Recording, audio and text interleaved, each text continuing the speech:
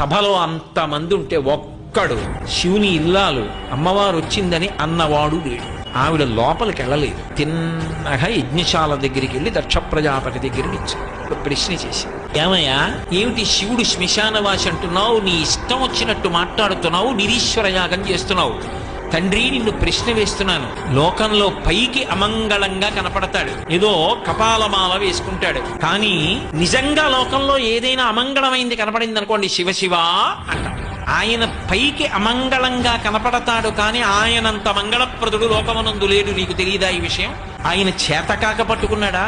ఆయన శ్మశానంలో ఎందుకుంటాడో నీకు తెలీదా? ఆయన శ్మశానంలో ఎందుకుంటాడు అంటే, చచ్చిపోయేటంత వరకు అక్కర్లేని చోట్ల అన్నింటిలోనూ తిరిగి ఎన్నడూ శ్మశానానికి వెళ్ళని వాడు చచ్చిపోయిన తర్వాత కాళ్ళు చేతులు కట్టి కొత్త కర్రల మీద పట్టుకెళ్లి తీసుకెళ్లి దహించేస్తే వాడిలో ఉన్న జీవుడే పైకి లేచి ఒక్కడు నిలబడి ఏడుస్తుంటే, ప్రదోష వేళ అయిపోయిన తర్వాత కొడుకు కూడా పక్కన లేకుండా అందరూ ఇంటికి వెళ్ళిపోతే, అయ్యో నాది నాదనుకున్న ఈ శరీరం కూడా కాలిపోయిందని ఏడుస్తుంటే, చచ్చిపోయిన వాడు ఇంకొక మాట చచ్చిపోకుండా ఉండడానికి ఓదార్చడానికి నాన్నవాడు ఒక్కడక్కడ ఉండడని నేనున్నాను పార్వతి ఏం చెప్పాడు.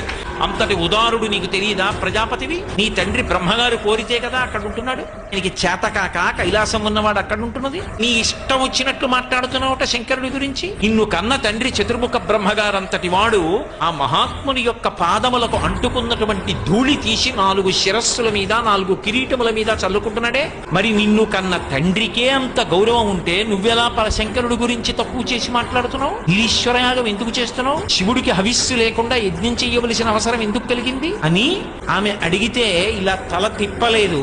ఒక్క ప్రశ్నకి జవాబు చెప్పాలి. ఆవిడ చూసింది, శంకరుణ్ణి రుద్రుణ్ణి చెయ్యాలి, అప్పుడు తప్ప ఈ వ్యవస్థకి జవాబు దొరకదు.